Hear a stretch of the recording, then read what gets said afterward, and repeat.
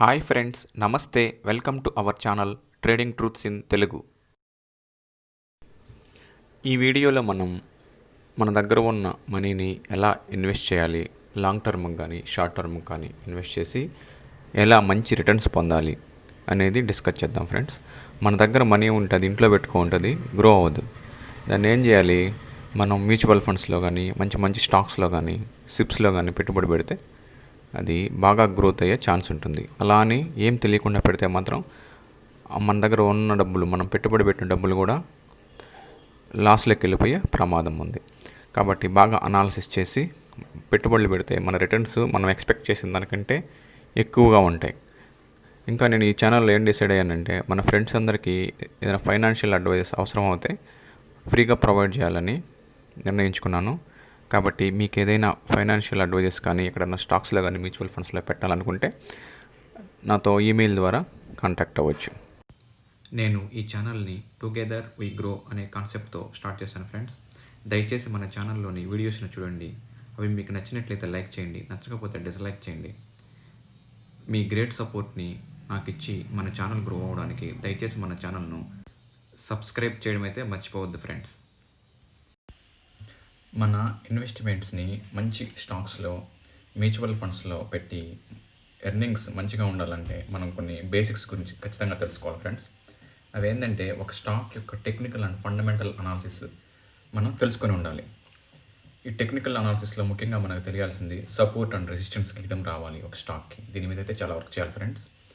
ఇంకా chart trading అయితే తెలిసి ఉండాలి, ప్రైజ్ యాక్షన్ అని, క్యాండిల్స్ అని, వాటి గురించి. ఇంకా మనకు ఎమోషనల్ కంట్రోలింగ్ అనేది ఖచ్చితంగా ఉండాలి. అంటే మనకు కొంచెం ప్రాఫిట్ రాగానే ఎగ్జిట్ అయిపోవడం, లాస్ మాత్రం ఎక్కువ తీసుకోవడం, ఎగ్జిట్ అయిపోకుండా అలాంటివి ఉండకూడదు ఫ్రెండ్స్. మనం అనుకున్నట్టు జరిగితే మనకు ఎక్కువ ప్రాఫిట్స్ వస్తాయి.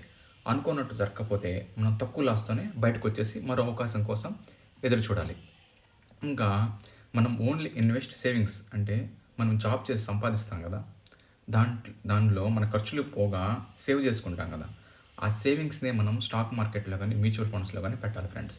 ఒకవేళ అప్పులు చేసి మరిగింత సంపాదించేద్దాము తక్కువ టైంలో అనుకుంటే అది జరిగే పని అయితే కాదు. ఆ అప్పు చేసిన డబ్బులు కూడా పోతుంది. ఓకేనా?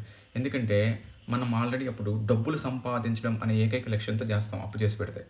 అటు కాకుండా మనకు ఆల్రెడీ మన దగ్గర మిగిలిన డబ్బులతో అయితే మనం చాలా జాగ్రత్తగా చేస్తాము. మనకు ఫియర్ అనేది కూడా ఉండదు, గ్రీడ్ అనేది కూడా తక్కువగా ఉంటుంది. ఓకేనా? నెక్స్ట్ మనకు రిస్క్ రివార్డ్ రేషియో ముందుగానే చెప్పుకున్నాం కదా. మనం ఎంత రిస్క్ తీసుకోగలం, అంటే ఎంత లాస్ తీసుకోగలం మన ఇన్వెస్ట్మెంట్లో, అదేవిధంగా రివార్డ్ అయితే ఎంత ఉండాలి, వాటి మీద ఖచ్చితంగా మనకు క్యాలిక్యులేషన్స్ ఉండాలి. ఇవన్నీ మనకు తెలిస్తే how to make investment in good stocks and mutual funds అనేది మనకు అర్థమవుతుంది ఫ్రెండ్స్. ఇంకా మనం స్టాక్ మార్కెట్లో మనం ఇన్వెస్ట్ చేయాలంటే మనకు డీమ్యాట్ అకౌంట్ ఉండాలి ఫ్రెండ్స్. ఈ డీమ్యాట్ అకౌంట్ని మనం ఈజీగా మన మొబైల్ ద్వారా ఇంట్లో కూర్చొని అప్లై చేసుకోవచ్చు, లైక్ జిరోదా, కైట్ జిరోదా అలాంటివి. ఓకేనా? ఇంకా మనకు ఆ స్టాక్స్ డీమ్యాట్ అకౌంట్ ఓపెన్ చేయడమే కాకుండా మనకు బేసిక్ నాలెడ్జ్ అయితే తెలిసి ఉండాలి. ఇంకా మనం ఎక్కువ అమౌంట్ ఇన్వెస్ట్ చేసేటప్పుడు అయితే ఖచ్చితంగా మన ఫైనాన్షియల్ అడ్వైజర్ని అయితే కాంటాక్ట్ అవ్వడం చాలా మంచిది.